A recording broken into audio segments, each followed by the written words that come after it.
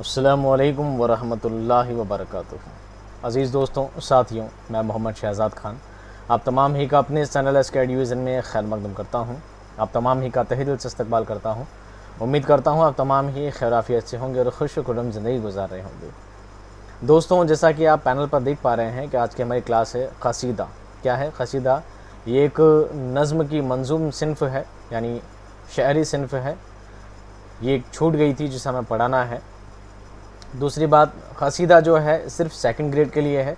हो सकता है फर्स्ट ग्रेड में भी इसका कोई शुमार हो, तो मुझे इसके बारे में नॉलेज नहीं है, मैंने देखा नहीं, इसके बारे में ध्यान नहीं दिया मैंने, क्योंकि मुझे सेकंड ग्रेड और थर्ड ग्रेड की ही परवाह है। फर्स्ट ग्रेड का मैंने कोई कोर्स अलग से नहीं बनाया है। तो फर्स्ट ग्रेड में अगर हो तो आप पढ़ लीजिएगा, आपके काम आ जाएगा। बहुत ज़्यादा मुफीद टॉपिक आपके लिए होने वाला है। और अगर सिर्फ आपको सेकंड ग्रेड की तैयारी करनी है तो कर लीजिएगा। अगर इस वक्त कोई थर्ड ग्रेड का स्टूडेंट इसे देख रहा है तो बहरहाल इसे ना देखे तो आपके लिए बेहतर है, क्योंकि आपके सिलेबस में नहीं है। एक बार मैं थर्ड ग्रेड का सिलेबस आपको दिखा देता हूं दोस्तों। थर्ड ग्रेड का जो हमने सिलेबस बनाया था आपको सामने पेश किया था, तो इसमें पहला टॉपिक हम छोड़ चुके हैं। दूसरा टॉपिक हम गज़ल, नज़्म, मरसिया, मसनवी, रुबाई, गीत और दोहे। आपके क़सीदा कहीं टॉपिक में आपके नहीं है, इसलिए आप क़सीदा ना पढ़ें। अब बात करते हैं दोस्तों आपके सेकंड ग्रेड के सिलेबस की। ये सिलेबस को आज थोड़ा रिवाइज़ कर देते हैं, आपको समझा देते हैं क्या क्या चीज़ें होंगी और क्या बाकी रहेगी। काफ़ी कन्फ्यूज़न थी आपके बहुत ज़्यादा, तो उस कन्फ्यूजन को भी आज के कर देते हैं, दूर कर देते हैं। आरपीएससी सेकंड ग्रेड का दोस्तों 10 मई को जो रिज़ल्ट आपका आया था, सॉरी सिलेबस जो आपका आया था, इसमें हिस्सा अव्वल आया था। क्या आया था दोस्तों? तीन हिस्सों में आपका सिलेबस टोटल आने वाला था। पहला जो था हिस्सा अव्वल, ये सानवी और आला सानवी सेकेंडरी एंड सीनियर सेकेंडरी था। इसके अंदर 1 2 3 4 ये जो 4 पेज थे दोस्तों, इनमें आपको बताया था आपको सिर्फ ग्रामेटिकल चीज़ें ही आपके आने वाली है। क्या चीज़ आने वाली दोस्तों? ग्रामेटिकल, इस्म, फ़ैल, ज़मीर, ये सब चीज़ आने वाली है। ये सब चीज़ें ऑलरेडी मैं आपको रीड की क्लास में पढ़ा चुका हूँ। फिर भी वक्त मिला तो हम इसको इंशाल्लाह वापस कोर्स होने के बाद लास्ट की क्लास में इसको वापस रिवाइज करेंगे, सारे सिलेबस को हम वापस पढ़ेंगे, ठीक है। तो ग्रामर का टॉपिक हम पूरा छोड़ दिया।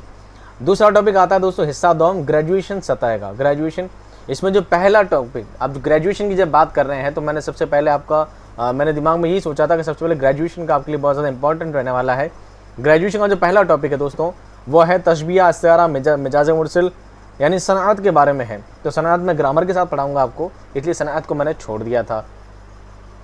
फिर बात आता है दोस्तों मंदरजा झील की तारीफ़ बयान करनी है। किसकी? गज़ल, क़सीदा, मरसिया, रुबाई, मसनवी, क़िता, मुखम्मस, मुरब्बा, मुअर्रा नज़्म और आज़ाद नज़्म। तो आपको पता है गज़ल पढ़ा चुके हैं, क़सीदा आपको आज पढ़ा दी जाएगी, मरसिया, रुबाई, मसनवी सभी पढ़ा चुके हैं, मुखम्मस, मुरब्बा, मुअर्रा नज़्म, आज़ाद नज़्म सब पढ़ा चुके हैं। क़िता इसके जस्ट अगली वाली क्लास में आपको मिल जाएगा। इसका मतलब मंदरजा झील शायरी सिन्फ़ को हम पूरा कंप्लीट कर चुके हैं आज की क्लास समेत, ठीक है। उसके बाद दोस्तों क्या है, बे में आप दक्कन में, ये उर्दू इतिहास को आप छोड़ दीजिए। फिर आपका पहला टॉपिक है गज़ल के बारे में। तो गज़ल में कौन कौन है दोस्तों? गज़ल में आपको शायरों की सवाना हैत बतानी है। दूसरा था नज़्म का, ये हमारा नेक्स्ट टॉपिक होगा इसके बाद वाला। और इसके बाद है जदीद उर्दू नसर का टॉपिक। जदीद उर्दू नसर का टॉपिक, इसमें नावल निगारी, अफसाना निगारी, ड्रामा निगारी, खाका निगारी, इंशाया और रिपोर्टाज सभी क्लासेस दोस्तों आपकी कंप्लीट हो चुकी है। इसका मतलब आप नज़्म और नसर के दो बड़े टॉपिक से क्या हो चुके हैं? मुक्त हो चुके हैं, फ्री हो चुके हैं, ठीक है। इसके बाद अगला दोस्तों जो टॉपिक आता है वो है आपका उर्दू ज़बान के अदब के बारे में। तो 2 टॉपिक थे, उसको हम बाद में पढ़ाएंगे, अदब वाला टॉपिक सारे साथ लेंगे। अब इसके बाद बचती हैं गज़लें। मीर तकी मीर की गज़ल, ख्वाजा मीर दर्द, नासिक, आतिश, गालिब, मोमिन, मोहानी, बदायूनी, गोरखपुरी और नज़ीर अकबर आबादी, हाली, ये सब दोस्त आपको पढ़ा चुके हैं। उसके बाद नज़्म है आपके हाली की, आबादी की, नज़ीर अकबर आबादी की, मुफलिसी, खजरेरा, सुबह आज़ादी, किसान, ये सभी चीज़ आपको दोस्तों पढ़ाई जा चुकी है। आखिर में बचते हैं आपके मजमून। तो मजमून में एक लड़का आपका नज़्म थी, उसके बाद अपनी मदद आप, सच और झूठ का नज़्मनामा, गालिब की शायरी, शायरी क्या है, और हाली, उर्दू लिटरेचर का नासिर खमसा और शेख पेरू, ये सारे टॉपिक आपको, सारे मजमून भी आपको पढ़ाए जा चुके हैं। इसका मतलब बीए वाला पोर्शन भी आपका क्या हो चुका दोस्तों? कंप्लीट हो चुका है। यानी आज क़सीदा के बाद हमारी नेक्स्ट क्लास होगी क़िता। क्या होगी? क़िता। इस तरह आपका एक बहुत बड़ा बीए वाला चैप्टर आपका क्या होने वाला है? कंप्लीट होने वाला है। इसके बाद क्या रहती है? ग्रामर आप खुद भी तैयार कर सकते हैं। रीड वाली क्लास की वीडियो चाहें तो वो भी देख सकते हैं। इंशाल्लाह वक्त बना तो हम उसको भी अक्टूबर की क्लास में वापस स्टार्ट करेंगे, दोबारा रिवाइज करेंगे सही तरीके से, बहुत ज़्यादा डीपली आपको चीज़ों को समझाया जाएगा। इसके बाद दोस्तों एक टॉपिक और बचता है आपका हिस्सा सॉम, सबसे लास्ट वाला टॉपिक है। इसमें क्या है? उर्दू ज़बान की तदरीस, उर्दू ज़बान की तदरीस के बारे में बताया है। तो तदरीस वाला टॉपिक है पढ़ना, लिखना, सिखाना, सूदी तरीका, लफ्ज़ तरीका, जुमला वाली तरीका, तदरीसी तरीक़ाकार, पढ़ाने की तरकीब और महारतें। ये सभी टॉपिक दोस्तों हम आपको क्या कर चुके हैं, पढ़ा चुके हैं। मैं समझता हूँ कि रीट वाली क्लासेस में तदरीस वाला टॉपिक और ग्रामर वाला टॉपिक तो आपको पूरा का पूरा मिल जाएगा। आप चाहे तो वहाँ से भी तैयारी कर सकते हैं। मैं ये नहीं कह रहा मैं नहीं पढ़ाऊँगा, मैं पढ़ाऊँगा, उस चीज़ को भी पढ़ाऊँगा, उसको छोड़ेंगे नहीं, हम उस चीज़ को वापस पकड़ेंगे और ज़्यादा गहराई के साथ पढ़ेंगे, ज़्यादा मजबूती के साथ पढ़ेंगे। लेकिन अगर आपको टाइम मिलता है, अगर आपको लगता है आपको तैयारी ज़्यादा बेस्ट करनी है, बार बार चीज़ों को रिवाइज़ करना है, तो आप वहाँ से रीट वाली प्लेलिस्ट बनी है रीट की, उसमें आपको पूरी ग्रामर और पूरी उर्दू तदरीस आपको मिल जाएगी। आप वो वीडियो भी चाहें तो देख सकते हैं आपकी सुविधा के लिए। चलिए दोस्तों, हमारा आज का टॉपिक कसीदा, ये एक शायरी सिन्फ है, इसके बारे में जान लेते हैं, इसका आगाज़ और का जान लेते हैं। इसके बाद खिताब बचेगा और हमारा टॉपिक शायरी और नसरी दोनों असनाफ वाला क्या हो जाएगा, कंप्लीट हो जाएगा। उम्मीद करता हूँ यहाँ तक की मेरी बातें आपको समझ में आ गई होगी। फिर भी कोई क्यूरी हो तो ज़रूर मुझे कमेंट में बताइए, ताकि मैं उनको अगली क्लास में आपको क्यूरी दूर कर सकूँ। एक स्टूडेंट का कमेंट आया था, सर हमें समझ में नहीं आ रहा सिलेबस कितना हो गया, आपने क्या पढ़ाया क्या नहीं पढ़ाया। तो प्यारे दोस्तों, मैं आपको गज़ल, नज़्म और मज़मून पूरे पढ़ा चुका हूँ। बीए का जो आपका बड़ा सेक्टर कंप्लीट कर चुके हैं। उसके बाद नसरी असनाफ और शायरी असनाफ भी आपकी कंप्लीट आज हो जाएगी। इसके बाद बीए पोर्शन में आपको एक तो उर्दू का अदब बचेगा, इसके बाद आपको तदरीस बचेगी और एक ग्रामर बचेगी। ठीक है, इन चीज़ों को हम बारी बारी बहुत शानदार तरीके से कंप्लीट करेंगे। इंशाल्लाह क्लासेस आपकी कंटिन्यू रहेगी। और इन दिनों, कुछ दिनों के बाद हो सकता है मेरी क्लासेस कुछ डिस्प्यूट हो सकती है, कुछ फैमिली काम की वजह से, घरेलू कार्य की वजह से हो सकता है मेरी क्लासेस आगे पीछे हो जाए, तो आप प्लीज़ थोड़ा एडजस्ट कर लीजिएगा। एक एक बार कमेंट करके या एक एक बात के लिए फ़ोन करके, व्हाट्सएप मैसेज करके आप भी परेशान मत होइएगा, मैं जवाब नहीं दे पाऊँगा। ठीक है, लेकिन क्लासेस आपकी कंटिन्यू रहेगी, कोशिश मैं पूरी कोशिश करूँगा। चलिए, आज का टॉपिक है दोस्तों कसीदा। क्या है कसीदा? कसीदा नज़्म की ही एक किस्म है। नज़्म अपना में एक किस्म है, लेकिन नज़्म की भी बहुत सारी किस्म है। और नज़्म की किस्मों में सिर्फ गज़ल को छोड़कर कसीदा, मरसिया सभी किस्म आते हैं दोस्तों, ये सभी नज़्म के अंदर ही आते हैं।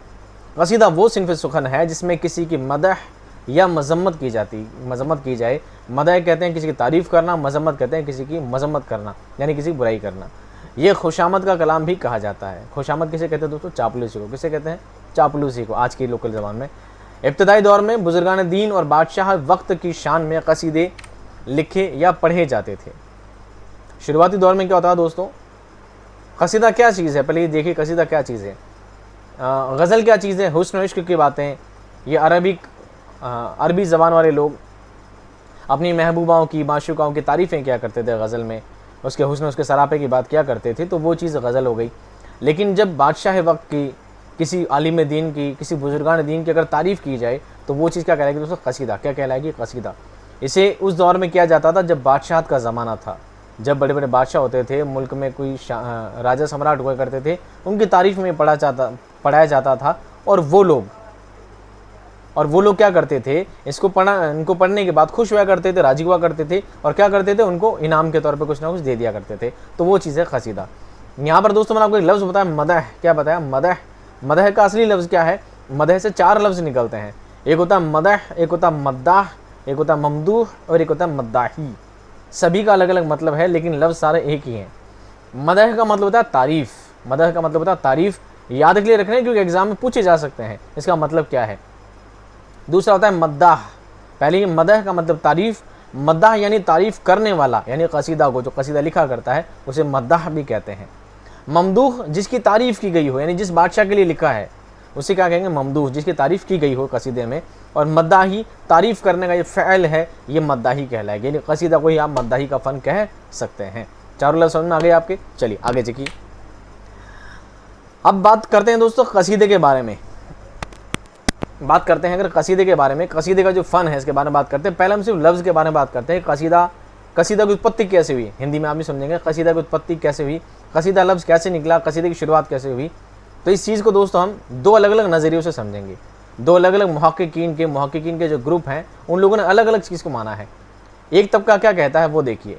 नज़रिया अव्वल, पहले वाले जो दृष्टिकोण है जिन लोगों का, वो क्या कहते हैं? वो कहते हैं कसीदा अरबी ज़बान का लफ्ज़ है, इसकी जमा कसाइद है। क्या जमा इसकी? कसाइद है।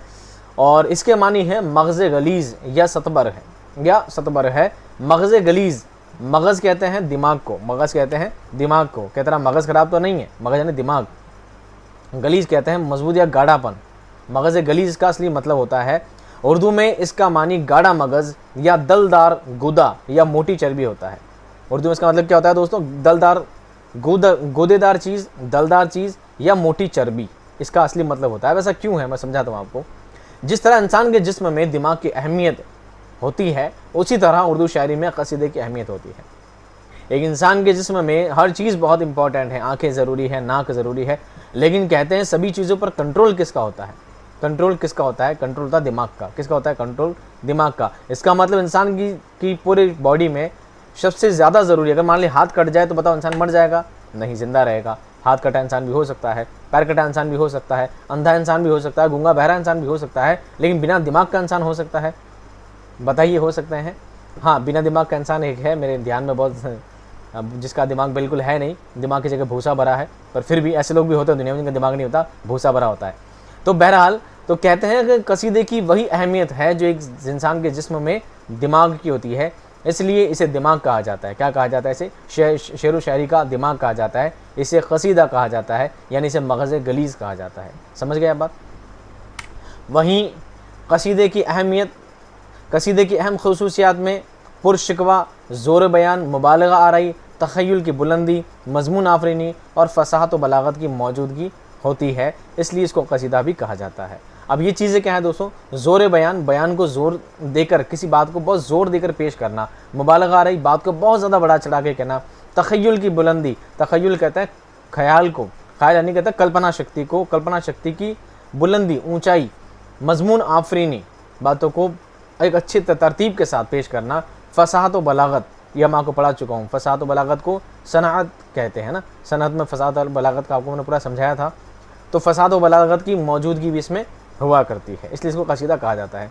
वहीं नज़रिया दौम, दूसरे नज़रिए के लोग क्या कहते हैं? एक तो कहते हैं कसीदा कसद से निकला, और कसद का मतलब होता है गाढ़ा मगज़।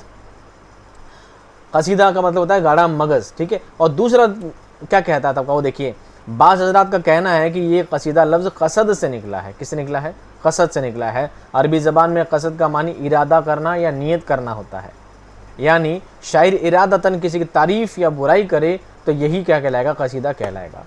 एक गिरोह क्या कहता है दोस्तों? एक गिरोह कहता है कि कसीदे का मतलब मगज़ गलीज़ होता है, तो दूसरा गिरोह कहता है कि कसीदे का मतलब कसद से निकला। कसद का मतलब होता है इरादा करना या नियत करना, यानी इरादा कर लिया जाए, नियत कर ली जाए किसी की तारीफ़ या किसी बुराई करने की, वही चीज़ क्या कहलाएगी? कसीदा कहलाएगी। आगे देखिए, कसीदा इस्तिलाह में वो नज़्म है जिसमें किसी की तारीफ़ या बुराई की जाए। यहाँ किसी से मुराद क्या है? हाकिम वक्त हो सकता है, बादशाह, कोई बुज़ुर्ग हो सकते हैं, किसी का भी कसीदा लिखा जा सकता है। मौजू के लिहाज से कसीदे में बहुत वुसअत है। वुसअत कहते हैं फैलाव, विस्तार है बहुत ज़्यादा। कसीदे में आमद के बजाय आवर्द होती है, यानी तकल्लुफ़ और बनावटी अंदाज में बात को पेश किया जाता है। आवर्द कहते हैं इसे, बात को बढ़ा चढ़ा कर कहना, बनावटी तौर पर बातों कहना ही कसीदे की पहचान है। इसमें मदह और मज़म्मत के अलावा मनाज़िर फ़ितरत, पंदो नसीहत, मजहबी बातें, सियासी इंतशार और मुआशी बदहाली को पेश किया जाता है। ऐसा नहीं सिर्फ किसी की तारीफ़ बयान कर दी जाती है, बल्कि इसमें किसी शहर की, किसी हुकूमत की, उसकी कमज़ोरियाँ, उसकी खामियाँ, उसकी खूबियाँ भी बयान की जा सकती है। अच्छे मनाजिर, प्राकृतिक दृश्यों को बयान किया जा सकता है, मंजर की खूबसूरती बयान की जा सकती है। ये सभी चीज़ें गज़ल का क्या हो सकती है? मौजू हो सकती है। अब बात करते हैं दोस्तों कसीदे की हैयत। हैयत कहते हैं रचना, बनावट। हैयत को शक्ल, सूरत, बनावट, साअत के नाम से भी जाना जाता है। आपको पूछ लिया जा सकता है कि कसीदे की हैयत क्या है, कसीदे की साअत क्या है, कसीदे की बनावट क्या है, कसीदे की सूरत क्या है, कसीदे की शक्ल क्या है। अलग अलग नाम से आपको पूछ कर क्या कर सकते हैं? आपको डापाचू कर सकते हैं, आपको बुला सकते हैं। जिस तरह गज़ल का पहला शेर मतला होता है, ये शेर हो गया दोस्तों, शेर है। जिस तरह गज़ल का पहला शेर मतला होता है, ऐसे इसका भी पहला शेर क्या होता है? मतला ही कहलाता है। गज़ल को पता है गज़ल किससे निकली है? गज़ल कसीदे से ही निकली है। गज़ल का जो पहला जुज़ है तशबीह उसी से ही गज़ल का निकाल हुआ है, वहीं से गज़ल की उत्पत्ति हुई है। तो जैसा गज़ल का पहला शेर मतला कहलाता है, कसीदे का भी पहला शेर क्या कहलाता है? मतला कहलाता है। गज़ल की तरह कसीदे में भी काफ़िया का होना लाजमी है, रदीफ़ होना ज़रूरी नहीं है, लेकिन काफ़िया होना ज़रूरी है।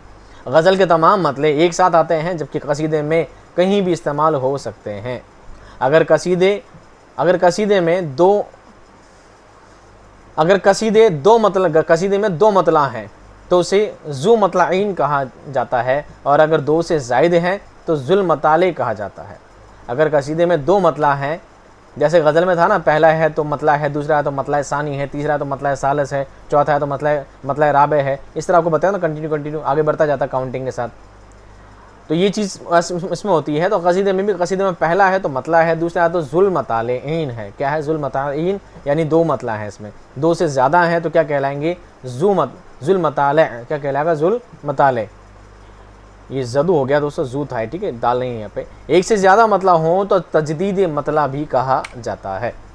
जिस शेर के दोनों मिसरे हम काफ़िया और हम रदीफ़ होते हैं उसे मतला कहा जाता है। ये बात मैं आपको गज़ल वाले टॉपिक में सिखा चुका हूँ। मतला के बाद बाकी अशार में दूसरा मिसरा हम काफ़िया होगा, ये आपको हमेशा से पता है। कसीदे के तमाम अशार में मसनवी की तरह रब्त होता है, यानी अशार की तरतीब मसनवी की तरह होती है। कसीदा जो लिखा जाता है, इसका पहले जो 2 शेर हैं, पहला जो शेर है, पहले में भी काफ़िया, दूसरे में भी काफ़िया, दोनों के काफ़िया सेम है, वो कहलाएगा मतला। उसके बाद दूसरे में क्या होगा? पहली लाइन में काफ़िया नहीं होगा, दूसरे में काफ़िया सेम होगा। कौन सा काफ़िया? जो इससे पहले वाले शेर के आखिरी में था। फिर तीसरी लाइन अलग होगी, चौथी लाइन में काफ़िया सेम, 5वीं लाइन अलग है, 6ठी लाइन में काफ़िया सेम, 7वीं लाइन अलग है, 8वीं लाइन में काफ़िया सेम। यानी दूसरा जुमला जो आता जाएगा शेर का, उन सभी का काफ़िया क्या होता जाएगा? सेम होता जाएगा। और समझिए ये ही एज इट इज़ फॉर्म किस में अपनाया जाता है? मसनवी में अपनाया जाता है। तो आप यूँ समझ लीजिए कि बनावट के लिहाज से, साथ के और हैयत के अतबार से इसकी बनावट किसके जैसी है? मसनवी के जैसी है। किसके जैसी है? मसनवी की जैसी है। लेकिन इस लिहाज से वो ज़ाहिरी बनावट की बिना पर किससे से मुशाबा है? मानवी तरतीब के लिहाज से मसनवी के मुशाबे है, मानवी लिहाज से मसनवी के मुशाबे है, लेकिन है नहीं। कसीदा अपने आप में एक अलग ही सिन्फ है, मसनवी नहीं है। कसीदे में अशार की तादाद का क्या रोल है, ये भी देखिए। कसीदे में कम से कम 21 अशार होने चाहिए, ज़्यादा की कोई हद और कोई कैद नहीं है। लेकिन अक्सर अशार शुरा के कलाम में 200 अशार तक की तादाद मिलती है। कम से कम 11 होने चाहिए, ज़्यादा तक कोई कैद नहीं है, लेकिन ज़्यादातर कसीदे 200 अशार पे भी पढ़े गए हैं। कोई अशार ऐसे भी हैं, एक दो कसीदे ऐसे भी हैं जिनमें 800 अशार भी हैं, ऐसे भी कसीदे लिखे गए हैं। अब बात करते हैं कसीदे के अज्ज़ाए तरकीबी। कसीदे के 5 अज्ज़ाए तरकीबी होते हैं: तशबीब, गुरैज़, मदह या हिजो, हुस्न तलब और दुआ। कन्फ्यूजन क्या है ये समझाता हूँ। बाज़ मुहक्किकीन हुस्न तलब और दुआ को एक ही बताते हैं। यहाँ से दोस्तों आपकी कन्फ्यूजन क्रिएट होती है। वैसे कसीदे के आपको अज्ज़ाए तरकीबी 5 याद रखने हैं और 5 ही लिख कर आने हैं। बिल्कुल किसी तरह की नापा चूक नहीं करनी है, किसी किताब के चक्कर में, किसी गाइड के चक्कर में या कहीं से इधर परेशान मत होना। आपको 5 याद करने हैं और 5 ही लिख कर आना है। Full authentic. NCERT क्या कहती है? 5 ही हैं। कन्फ्यूजन कहाँ होती है? बाज़ मुहक्किक क्या करते हैं? तशबीब, दूसरा गुरैज़, तीसरा मदह हिजो, चौथा हुस्न तलब और 5वां दुआ। तो क्या करते हैं? हुस्न तलब और दुआ को एक ही मान लेते हैं। हुस्न तलब को, दुआ को क्या कर लेते हैं? एक ही मान लेते हैं। इसको मुद्दा, उसको क्या नाम देते हैं? मुद्दा। क्या नाम देते हैं? मुद्दा। और बाज़ मुहक्किकीन ऐसे भी हैं जो तशबीब, गुरैज़, मदा के बाद लिखते हैं मुद्दा के बाद लिखते हैं हुस्न तलब, उसके बाद लिखते हैं दुआ। इस तरह 5 के 6 कर देते हैं। 4, 5, 6 आपको तीनों तरह के मिल जाएंगे, लेकिन आपको 5 ही याद करने हैं, जो सीक्वेंस मैंने यहाँ पर बनाई है। कसीदे का अज्ज़ाए तरकीबी कितने हैं दोस्तों? 5 हैं।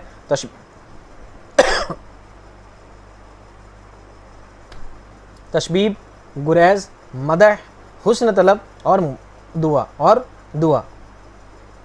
ये 5 के 5 आपको याद रखना है। स्क्रीनशॉट लेकर रख लीजिएगा, आराम से याद करिएगा। 5 के 5 आपको सेट रखना है। अब ये 5 क्यों इस्तेमाल किए गए हैं? आपको 5 ही याद रखने हैं, कहीं 6 हो जाए, कहीं 4 हो जाए, तो आप कन्फ्यूजन में ना पड़े। हाँ, इनके नाम थोड़े चेंज हो सकते हैं जगह जगह।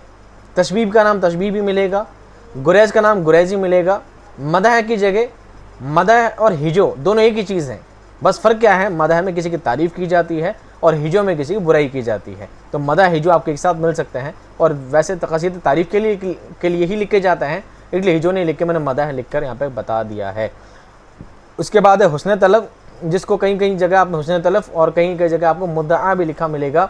कहीं हुस्न तलब और मुद्दा अलग अलग मिलेगा, और कहीं पे हुस्न तलब और मुद्दा और दुआ तीनों अलग अलग मिलेंगे। ठीक है, तो आपको ये सी याद रखनी है, सीक्वेंस भी याद रखनी है। तशबीब, गुरैज़, मदा, हुस्न तलब और दुआ। पढ़ते हैं बारी बारी सब क्या क्या चीज़ें हैं। तशबीब किसे कहते हैं ये सुनिए। इसको कसीदे की तमहीद कहा जाता है। कसीदे का मानी फ़र्श बिछाना होता है। इसका मानी हुस्न शबाब की बातें करना होता है। अरबी शौरा अपने कसीदे का आगाज़ हुस्न शबाब और इश्क मोहब्बत से करते थे, यानी इसमें अय्याम शबाब का तज़किरा होता है। शबाब का मतलब होता है जवानी, शबाब का मतलब होता है जवानी। अय्याम यानी होता है दिन की जमा है, अय्याम बना है यौम से, यौम एक होता है, अय्याम ज़्यादा होते हैं, जैसे दिन और दिनों। यौम मतलब दिन, अय्याम यानी दिनों। जवानी के दिनों का इसमें तज़किरा होता है, किसमें? तशबीब में। असल मुद्दा शुरू करने से पहले शायर अपने ममदूह को अपनी तरफ मुतवज्जो करने के लिए अय्याम शबाब, मनाजिर फितरत, इश्क व मोहब्बत, सुबह के मनाजिर और औरतों की बातें करना, ये सभी चीज़ें उसके अंदर शामिल हो जाती है। कसीदे की तमहीद को तशबीब या नसीब भी कहा जाता है, नसीब भी कहते हैं। तशबीब के मौज़ूआत मुख्तलिफ हो सकते हैं, इसमें शबाब और शराब का जिक्र किया जा सकता है, बहार की मंजर कशी की जा सकती है। तशबीब में अपने औसाफ बयान करने की भी गुंजाइश है। ये भी मुमकिन है कि तशबीब पंदो नसाई पर मुश्तमिल हो या इसमें बेसिबाती ये दुनिया का बयान हो। गरज़ ये तशबीब के मौज़ूआत ला महदूद हैं, कोई भी इसमें इस्तेमाल किया जा सकता है। बाकी वाला आप घर बैठ के PDF में पढ़ लीजिएगा। एक शेर मैं आपको समझा देता हूँ।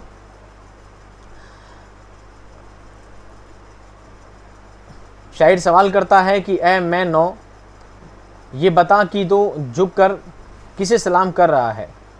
चलो मैं पढ़ देता हूँ उसको, आप कन्फ्यूजन हो जाएगी, आधा अधूरा मैं छोड़ दूंगा तो। तशबीब को कसीदे का सबसे अहम हिस्सा ख्याल किया जाता है, इसलिए शायरों ने इस पर बहुत मेहनत की है। गालिब को अपनी तशबीब पर बड़ा नाज था। पूछा जा सकता है गालिब को किस पर नाज था?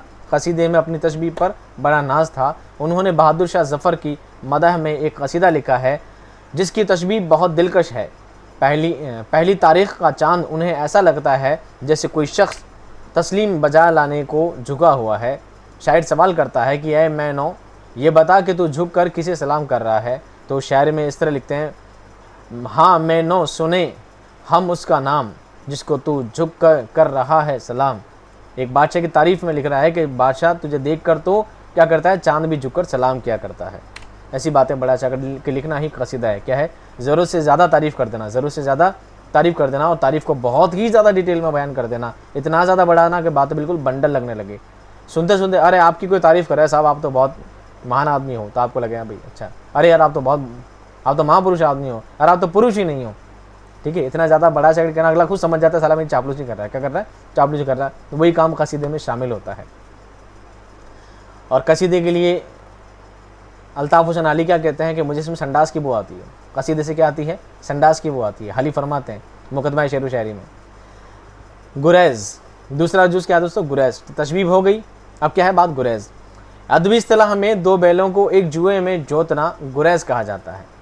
दो बैल अलग अलग हैं, उसको जुए में फिट करना क्या कहलाता है? गुरैज़ कहलाता है। गुरैज़ का लफ्ज़ी मानी भागना के होता है। क्या है? भागना का होता है। गुरैज़ तशबीब और मदह को मिलाने वाली कड़ी है। तशबीब में अलग चीज़ है, तशबीब सिर्फ बयान करने की बात है, और मदह में उसकी तारीफ़ की जाती है। दोनों काम अलग अलग हैं, तो इन दोनों को जोड़ने के लिए जो कड़ी चाहिए उसी कड़ी को क्या कहेंगे दोस्तों? गुरैज़ कहेंगे। आपसे पूछा जा सकता है कि तशबीब और मदह को जोड़ने वाली कड़ी क्या है? वो गुरैज़ है। क्या है? गुरैज़ है। तशबीब और मदह दोनों का मौजू अलग होता है, यानी दोनों बेमेल होते हैं, इन दोनों का आपस में कोई मेल नहीं होता है। तो बात से बात जोड़ते जोड़ते ऐसा जोड़ना कि वो चीज़ से ज्वाइंट हो जाए। इन दोनों को मिलाने के लिए शायर बात से बात पैदा करते हुए मदह की तरफ बढ़ता है, यानी गुरैज़ बात से बात पैदा करने का फ़न है। ये शायर के लिए सबसे मुश्किल जुज़ू होता है और कसीदे के लिए बहुत ही मुश्किल और बहुत ही अहम होता है। वाव छूट गया। ये शायर के लिए बहुत ही क्या है? अहम है और बहुत मुश्किल है।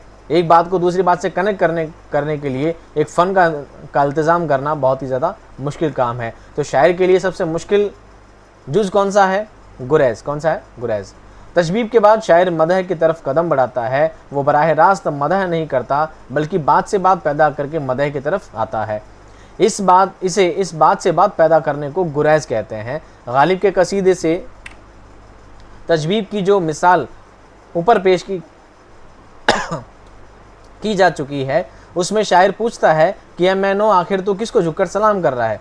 फिर आगे क्या कहते हैं? जवाब नहीं मिलता तो कहता है कि तू उसका नाम नहीं जानता, तो ले मैं बताता हूँ, वो ताजदार बहादुर शाह है। कौन है? बहादुर शाह। तो आखिर क्या कहते हैं? आगे फरमाते हैं, तू नहीं जानता तो मुझसे सुन, नाम शाहिनशाह बुलंद मकाम, किबला जान दिल बहादुर शाह, मजहर जुल जलाल इकराम।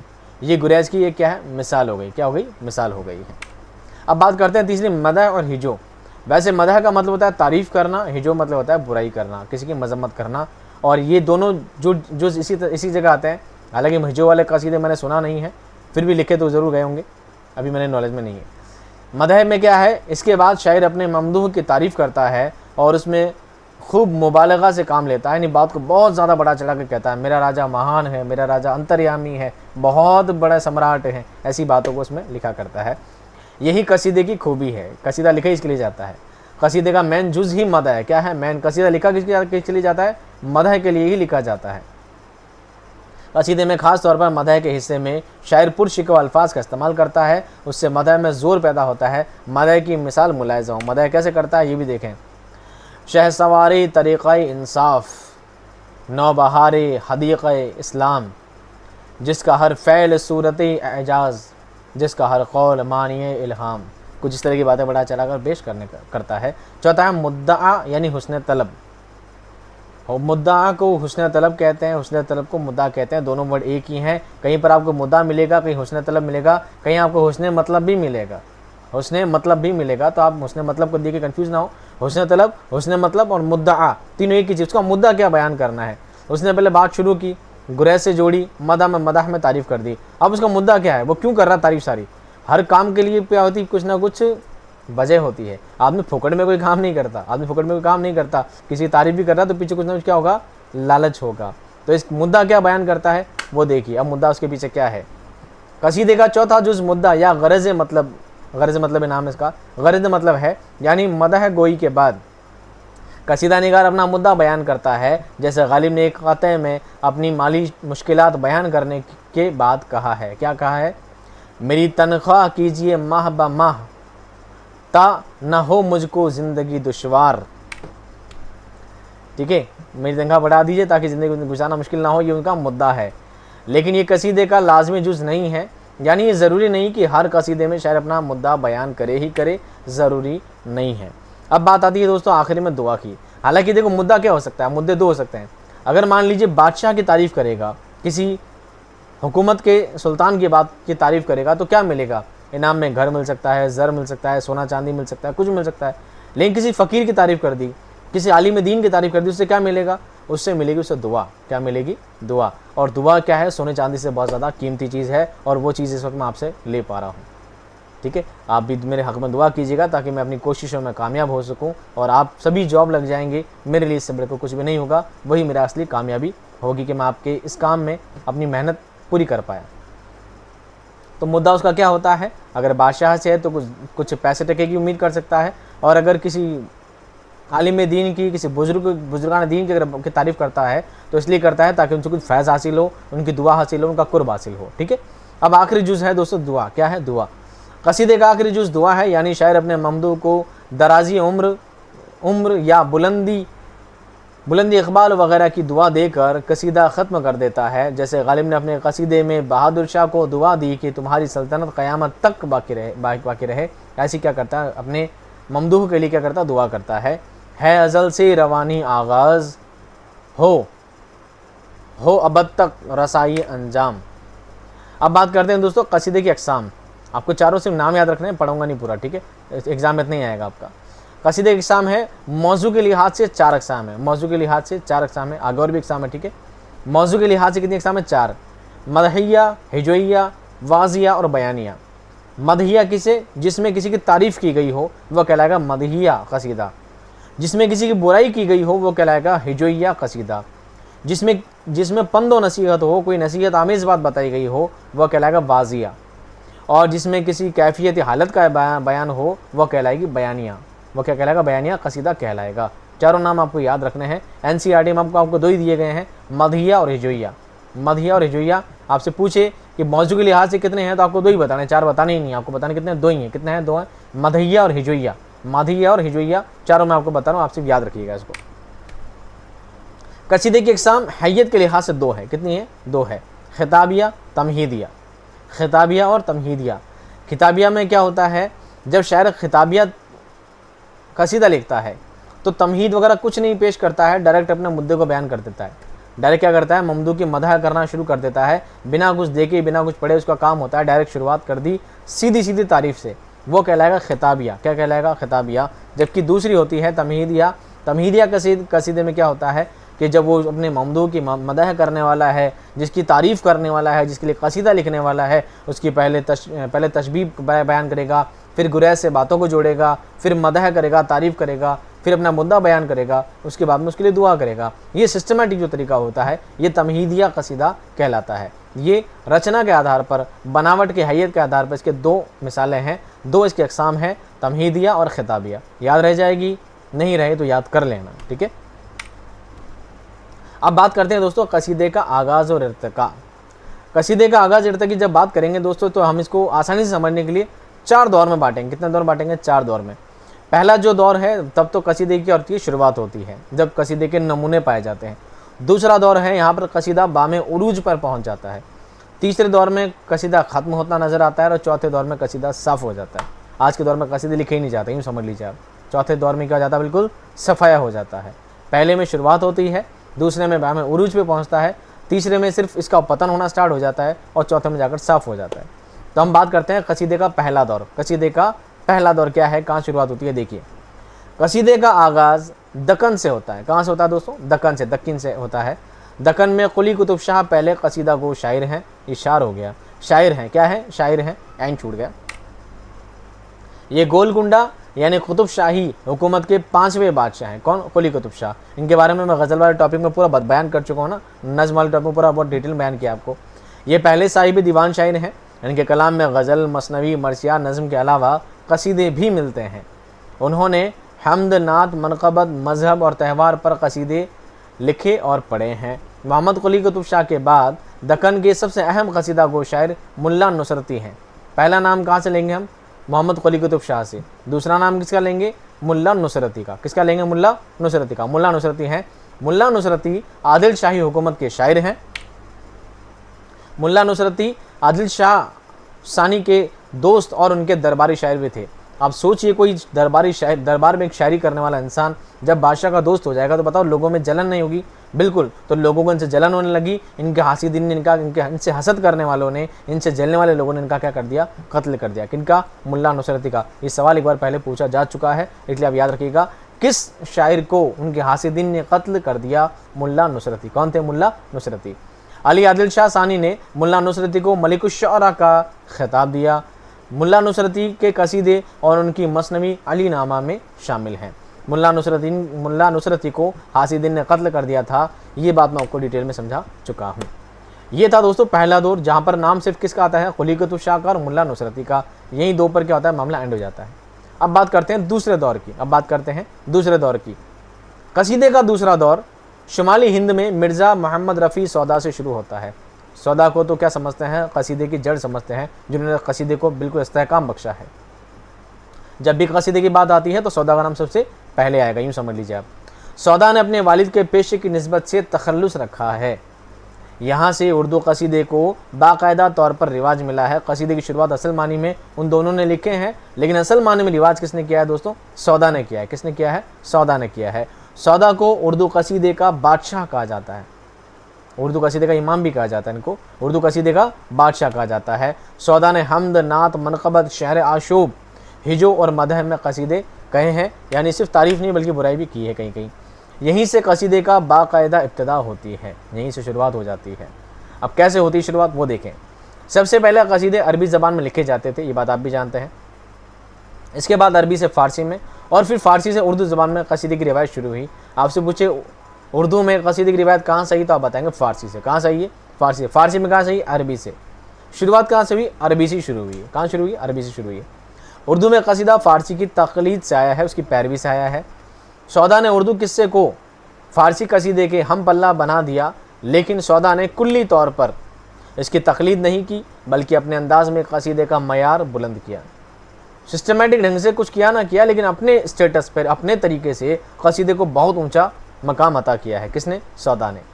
मसहफ़ी ने इसी वजह से सौदा को उर्दू कसीदे का नक्काश अव्वल कहा है। सबसे पहले डिज़ाइन करने वाला, सबसे पहले नक्काश अव्वल आपको कहा है। किसने कहा है? मसहफ़ी ने कहा है।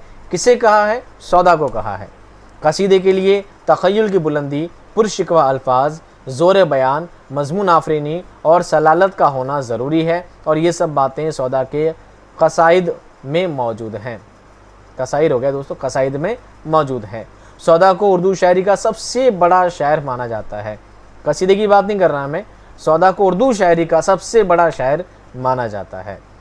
साथ ही सौदा को कसीदे का इमाम या कसीदे का बादशाह भी कहा जाता है। कसीदे का इमाम किसे कहा जाता है, सवाल आ जाए तो क्या जवाब देंगे, सौदा इसका सही जवाब होगा। सौदा को फ़ारसी शायर खाकानी, उर्फ़ी और अनवरी के हम पल्ला करार दिया है। फ़ारसी के जो बहुत पहुँचे हुए आला दर्जे के शायर थे ना, कौन कौन, खाकानी, उर्फ़ी, अनवरी, इनके बराबर ठहरा है, यानी सौदा इतने बड़े शायर माने जाते हैं। सौदा के बाद इंशा और मसहफ़ी हम कसीदा को शायर हुए हैं। पहला दौर था, कौन थे, मोहम्मद कुली कुतुब शाह, दूसरा कौन था, मुल्ला नसरती। मुल्ला नसरती के बाद दूसरा दौर आया, तो यहाँ पे सबसे पहले नाम किसका आया, सौदा का। किसका नाम आया, सौदा का। सौदा के बाद अब दो शायर कौन से आते हैं, इंशा और मसहफ़ी, लेकिन इन्होंने इतना ज़्यादा नाम कमाया नहीं। इनके बाद कौन आ गए, ज़ौक़ साहब। कौन आ गए, ज़ौक़ साहब आ गए थे। सौदा के बाद इंशा और मसहफ़ी अहम कसीदा को शायर हैं। इंशा के कलाम में अरबी, फ़ारसी और हिंदी के मुश्किल अल्फाज शामिल हैं, इसी वजह से इनके कसीदे मुश्किल मालूम होते हैं। मसहफ़ी का अंदाज़ बयान कुछ रूखा है और जोश खरोश भी थोड़ा कम है, इसलिए इनको ज़्यादा क्या नहीं मिली, फेमस नहीं हो पाए। इनके बाद उर्दू के दूसरे बड़े कसीदा को शायर ज़ौक़ है। शेख इब्राहिम ज़ौक़ का दौर शुरू होता है। ज़ौक़ ने तमाम कसीदा अकबर शाह सानी और बहादुर शाह ज़फ़र की शान में कहे हैं। अकबर शाह सानी यानी अकबर द्वितीय और बहादुर शाह ज़फ़र की शान में इन्होंने सारे कसीदे लिखे हैं। एक कसीदा एक बुज़ुर्ग सैयद निहाल चिश्ती की शान में भी लिखा है। बकौल मोहम्मद हुसैन आज़ाद क्या कहते हैं, ज़ौक़ ने कसीदे को उस महराब तक पहुँचा दिया जहाँ किसी और का हाथ नहीं जा सकता। इतनी ऊंचाई पर लेके जाना किसने काम किया है, ज़ौक़ ने किया है। शेख इब्राहिम ज़ौक़ ने इस कसीदे को बामी उरूज पर पहुँचा दिया है। डॉक्टर एजाज़ हुसैन कहते हैं, ज़ौक़ का मयार उर्दू कसीदे में बहुत बुलंद है।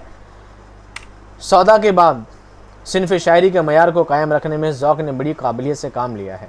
अगर सौदा के बाद नाम लिया जाए तो सेकंड नंबर पे किसका नाम आता है, ज़ौक़ का आता है। अगर कसीदा गोई की बात जब भी की जाती है, आपको दो नाम याद रखने हैं। सबसे बड़ा नाम किसका आएगा, सौदा का। सेकंड नंबर पर आएगा ज़ौक़ का। अगर मरसिया निगारी में बात की जाए तो सबसे पहले अव्वल दर्जे में नाम किसका आएगा, अनीस का। अनीस के बाद सेकंड नाम किसका लिया जाता है, दबीर का। ऐसा ही मामला कुछ यहाँ पर भी शामिल होता है।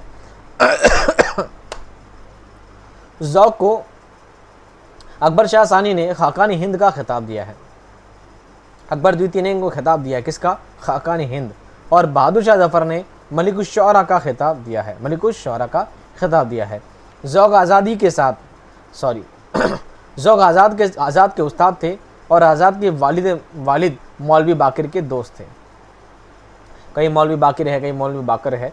आज़ाद के वालिद थे कौन, मौलवी बाकर, और ये ज़ौक़ उनके क्या थे, ख़ास दोस्त थे। तो मौलवी बाकर की हत्या के बाद, उनके मर्डर के बाद फिर क्या हुआ था, उनके इंतकाल के बाद क्या हुआ था, ज़ौक़ ने ही इनको तरबियत दी थी। आज़ाद को क्या दी थी, तरबियत दी थी, उनको सिखाया, पढ़ाया, लिखा, सब कुछ किया उनका, बहुत उनके आप शागिर्द रहे, बहुत ख़ास। ज़ौक़ के बाद गालिब और मोमिन का नाम भी अहम है। ये तीनों हम असर शायर हैं। ज़ौक़, गालिब और मोमिन तीनों एक ही टाइम के हम असर समकालीन शायर हैं। तो ज़ौक़ के बारे में आपको बता चुके हैं। अब बात करते हैं, ज़ौक़ और गालिब दोनों बहादुर शाह ज़फ़र के उस्ताद थे। इन दोनों को शर्फ़ हासिल हुआ है बहादुर शाह ज़फ़र। ज़फ़र उनका तखल्लुस है, उनका पूरा नाम है बहादुर शाह, और मुग़ल बादशाह बहादुर शाह, लेकिन ज़फ़र का क्या तखल्लुस, वो खुद भी शेर शायरी किया करते थे। और उनके उस्ताद कौन थे, ज़ौक़ भी थे और गालिब भी थे। गालिब ने 4 कसीदे लिखे हैं, जिनमें 2 हज़रत अली के और 2 बहादुर शाह ज़फ़र की शान में लिखे हैं। 2 हज़रत अली के लिए लिखे हैं और 2 बहादुर शाह ज़फ़र की शान में लिखे हैं। टोटल 4 लिखे किसने, गालिब ने। मोमिन इश्किया शायर थे, तो गालिब का मामला ख़त्म हो गया, 4 पे, 2 हज़रत अली की शान में, 2 बहादुर शाह ज़फ़र की शान में, 4 कसीदे हो गए। मोमिन इश्किया शायर थे, मकर शायरी उनकी पहचान है, लेकिन उन्होंने कसीदे भी लिखे हैं। मोमिन ने कुल 9 कसीदे लिखे हैं। कितने लिखे हैं, 9। किस किस के, याद रखिएगा। 2 हमदो मनक़बत के हैं, 4 खुलफ़ाए राशिदीन के हैं, 2 और 4 6। एक हज़रत इमाम हुसैन की शान में है, 6 और 1 7। एक वाली टोंक वज़ीरुद्दौला अमीरुल मुल्क मोहम्मद वज़ीर ख़ान की शान में है, 8 और 1 9। ठीक है, सॉरी 8 ही होगी। तो एक उन्होंने पटियाला के नवाब के भाई राजा अजीत सिंह के नाम लिखा है। अजीत सिंह ने मोमिन को एक हाथी दिया था, इसी वजह से उनको लिए कसीदा लिख दिया, उनकी तारीफ़ कर दी। हालांकि मोमिन दरबारी शायरी और दरबारी कसीदा खानी से दूर रहे हैं। मोमिन का जो रवैया है दोस्तों वो इश्क मोहब्बत वाला है। कैसा इश्क मोहब्बत वाला है, वो हमेशा इन चीज़ों से बहुत दूर रहे हैं। इन चीज़ों से, इन फालतू की क्या कह सकते ना, राजा महाराजा की फालतू की तारीफ़ों से, उनके तलबे चार्टिंग करने, इन चीज़ों से बहुत ज़्यादा क्या रहे, हमेशा दूर रहे, कटते रहे, पर फिर भी ज़रूरत पड़ने पर करना ही पड़ता है। तो ये दूसरा जो दौर था, सौदा, ज़ौक़, मसहफ़ी, इंशा और गालिब और मोमिन के टाइम में आखिर क्या हो जाता है, ख़त्म हो जाता है। अब बात करते हैं दोस्तों तीसरे दौर की। तीसरा दौर क्या होता है ये देखिए। इसके बाद कसीदे का तीसरा दौर शुरू होता है। अब ये दौर कहाँ का है, लखनऊ का दौर है। कहाँ है, लखनवी दौर है। अमीर मीनाई, मीर शिको आबादी, जलाल लखनवी, अज़ीज़ लखनवी और जलील मानकपुरी के नाम यहाँ पर अहम हैं। गालिब और मोमिन के बाद जो सबसे अहम कसीदा गो शख्स हैं वो मोहसिन काकोरी हैं। कौन है दोस्तों, मोहसिन काकोरी, नाम याद रखना, तीसरे दौर में सबसे अहम शायर हैं। ये नातिया कलाम के लिए बहुत मशहूर हैं, नात लिखने के लिए। सिमत काशी से चला जानिबे मथुरा बादल, सिमत काशी से चला जानिबे मथुरा बादल, ये उनका मशहूर नातिया कसीदा है। इनके अलावा, इन सब के अलावा भी दाग दहलवी, मुनीर शिको आबादी, जलाल लखनवी, अज़ीज़ लखनवी, अमीर मीनाई, जलील मानकपुरी ने भी कसीदे लिखे हैं, लेकिन ये कसीदा निगारी में ज़्यादा कामयाब नहीं हुए, क्योंकि यहाँ पर आते आते कसीदा निगारी क्या हो गया, एंड हो गया। गालिब के बाद तो मामला पूरा क्या हो गया, चौपट हो गया। अब इन लोगों ने कसीदे लिखे हैं, लेकिन वो महारत हासिल नहीं कर पाई जो सौदा और ज़ौक़ ने जो नाम कमाया था। तो बात रहती है दोस्तों आखिरी चौथे दौर की, कसीदे का चौथा दौर। इसके बाद कसीदे का चौथा दौर शुरू होता है, लेकिन ये कसीदे का ज़वाल का दौर है, यानी उसके पतन का दौर है। इसमें ना तो दरबार रहे, फिर क्या हुआ, राजा महाराजा ख़त्म हो गए, सल्तनत ख़त्म हो गई, फिर ना तो दरबार रहे, ना ही बादशाह रहे, ना ही कोई उनकी तारीफ़ में किस्से कसीदा पढ़ने वाले रहे। बादशाही दौर और दरबारी ज़िंदगी ख़त्म होने के साथ साथ कसीदा भी क्या हो गया दोस्तों, ख़त्म हो गया। अब ना तो ऐसे बादशाह बचे हैं और ना ही ऐसा कुछ बचा है मामला कि अब किसी की तारीफ़ की जाए, और ये मामला हमेशा के लिए क्या हो गया, एंड हो गया। अब भी शायद इक्के दुक्के कसीदे लिखे जाते होंगे, लेकिन इतना फेमस नहीं हो पाते हैं। यहाँ पर दोस्तों आपका टॉपिक क्या हो जाता है, ख़त्म हो जाता है। इसके बाद कुछ मज़मून मैंने लिखा था 6-7 पेज का, ये कसीदा निगारी एक नज़र में, सारी बातों को शॉर्टली ब्रीफली क्या क्या चीज़ें इंपॉर्टेंट होती हैं वो मैंने मज़मून के तौर पर पहले लिखा था, उसी से छांट कर मैंने वापस ऊपर नोट्स बनाए हैं। ये चीज़ें वही हैं जो मैंने आपको ऊपर पढ़ाई है, बस चीज़ को आप दोबारा मेरी भाषा में एक अलग से लैंग्वेज में वापस पूरा मज़मून टाइप में पढ़ना चाहें तो बाद में PDF लेकर इसको पढ़ सकते हैं। कसीदा निगारी एक नज़र में 1 2 3 4 5 6 7 47, हाँ ऑलमोस्ट 47 पेजेस का ये टोटल 5-7 पेज हो रहे हैं, बाद में बैठ के पढ़ लीजिएगा, आपके बहुत काम आएगा इंशाल्लाह। उम्मीद करता हूँ दोस्तों आपको आज का टॉपिक पसंद आया होगा। पसंद आया है तो वीडियो को लाइक ज़रूर कीजिएगा। अगर अभी तक भी चैनल को सब्सक्राइब नहीं किया है तो सब्सक्राइब कर लीजिएगा। और एक इल्तिजा थी आप लोगों से, आप लोग वीडियो को शेयर नहीं करते हैं, आपके पास 36 ग्रुप हैं, बहुत सारे ग्रुप से आप कनेक्टेड हो, तो बराए मेहरबानी इसाले सवाब समझ के ही सही, एक मोमिन होने के नाते आप इसी को शेयर ज़रूर करें, इतनी गुजारिश आप सभी से है। मिलता हूँ दोस्तों आपको नेक्स्ट टॉपिक में शानदार कंटेंट और ज़बरदस्त वीडियो के साथ। तब तक खुश रहिए, आबाद रहिए, खुदा हाफिज़।